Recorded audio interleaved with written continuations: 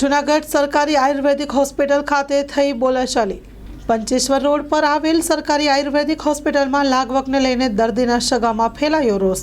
આયુર્વેદિક hospital માટે ડોક્ટરો તેમના સગાને કાઢી આપે છે। પ્રથમ કેસ તેવા કરાય છે આક્ષેપો।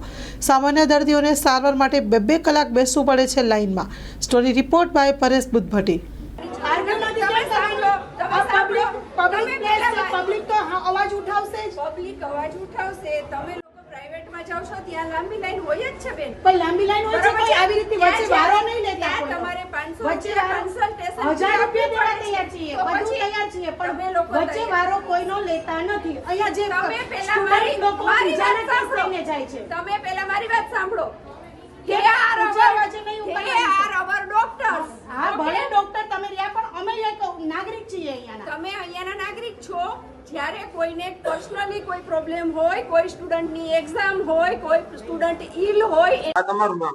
મારું નામ મનીષા શુક્લા છે અને હું અહીંયા આયુર્વેદિક હોસ્પિટલમાં દવા લેવા આવી હતી। મારા હસબન્ડને ચિકનગુનિયા થઈ ગયો હતો, એના માટે થઈને ત્યારબાદ હું અહીંયા 2 કલાકથી હું કન્ટિન્યુ લાઈનમાં ઊભી છું, પણ વારો આવતો નથી। કારણ કે સ્ટુડન્ટ લોકોને ડોક્ટર લોકો વચ્ચેથી વારો લેવડાવવા માંડે છે અને સ્ટુડન્ટ લોકો પર્સનલી પોતાનો કેસ નથી લઈને આવતા, એના કોઈ સગાવાલાના કેસ લઈને આવે છે। ત્યારબાદ અમે લોકો જે બધા લાઈનમાં ઉભા છે એ બધા પરેશાન થઈ છે કે 2-2.5 કલાકથી લાઈનમાં ઉભેલા લોકો, 2 છોકરીઓ તો બેહોશ થઈને પડી પણ ગઈ છે, તો પણ આ લોકો તંત્ર કોઈ જાગતું નથી। ન તો કોઈ હોસ્પિટલ વાળા ડોક્ટર કોઈ આવે છે, ન તો કોઈ મતલબ એના કમ્પાઉન્ડર કે કોઈ પણ આવે છે। અમે લોકોએ અવાજ ઉઠાવ્યો, હું અને એક બીજા ભાઈ, શું નામ તમારું છે, અને અત્યારે કેસ પણ વ્યવસ્થિત લેવા માંડ્યા છે। તો નથી ડોક્ટર પાસે ભીડ કે નથી મેડિકલમાં ભીડ, છતાં પણ અહીંયા કેસ બારી આગળ એટલું પરેશાન કરે છે કે વાત પૂછોમાં। આનો પ્રેસ બારી ફક્ત એક જ છે, એમાં પણ સિનિયર સિટીઝન પ્લસ સગર્ભા લેડીઝ અને સ્ટુડન્ટ, એને તો મતલબ એમને લાઈનમાં વગર, અને સારી વાત છે એ પણ કે સિનિયર સિટીઝન, સ્ટુડન્ટ અને સગર્ભા લેડીઝને આગળ લાઈનમાં આપી દે છે વારો, પણ તો બીજા ઉભા હોય એનો શું વાત? તો એના માટે થઈને બીજી બારી પણ અહીંયા ખોલવી પડે, કેસ બારી પણ, અને અમને લોકોને પણ સપોર્ટ કરે આ ડોક્ટર લોકો કે અમારું પણ એમ કે જે પણ બીજા દર્દીઓ છે એનો પણ ફટાફટ વારો આવે। શું તકલીફ હતી? તમારું નામ? જી, મારું નામ રાજેશભાઈ છે।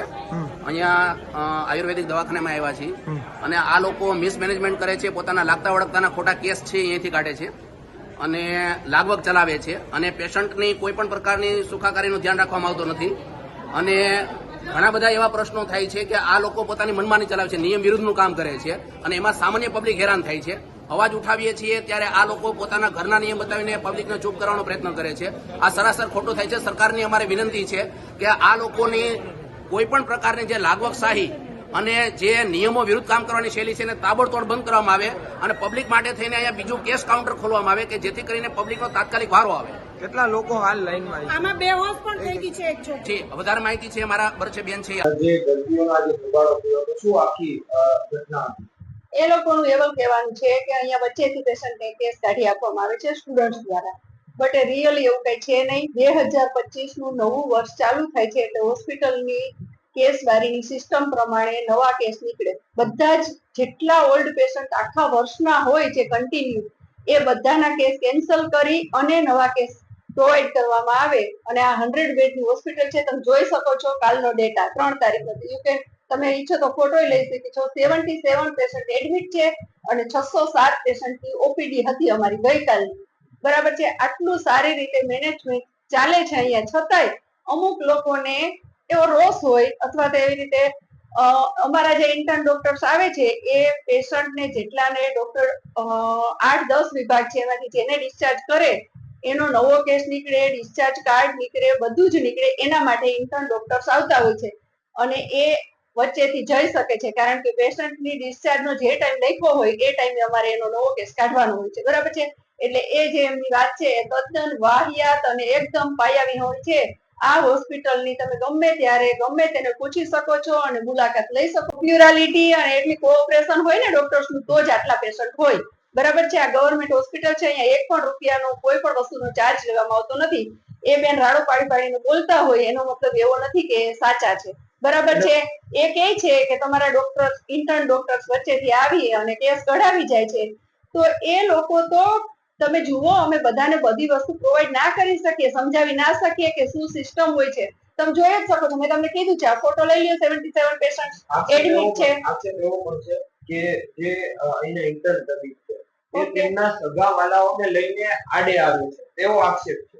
એવું ભાઈ ક્યારેક બનતું હોય, એ અમારી ડ્યુટી છે ભાઈ, કે એ એમના કોઈ ઇન્ટર્ન ડોક્ટર્સ હોય, એમની પણ ડ્યુટી હોય, અને એમના કોઈ રિલેટિવ આવ્યા હોય બહારગામથી, તો 1-2 કેસ નીકળે. એવું ના હોય કે અમારે અહીંયા 40 ઇન્ટર્ન ડોક્ટર હોય તો કઈ 40 ને લોકો સતત એમના સગાવાલાઓ આવતા જ હોય અને કેસ કાઢવાની પ્રોસિજર કન્ટિન્યુઅસ ચાલતી હોય.